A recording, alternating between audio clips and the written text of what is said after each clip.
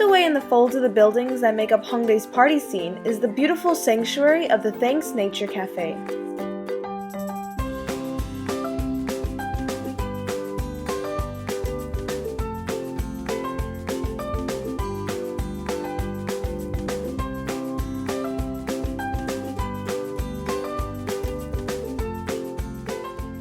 Not only does this place host some of the best waffles I've had in Seoul, they are also home to a pair of adorable sheep.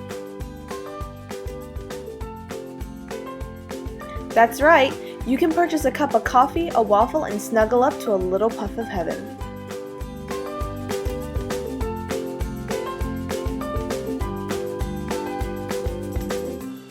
I really enjoyed the cafe because it didn't just depend on its theme. The cafe could stand on its own with its quality coffee and treats.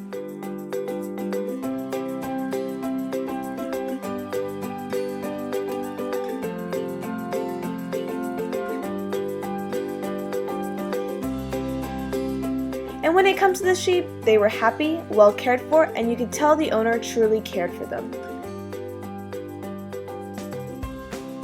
I think I might have just found a new favorite cafe. This is The Traveling Kimchi. Bye!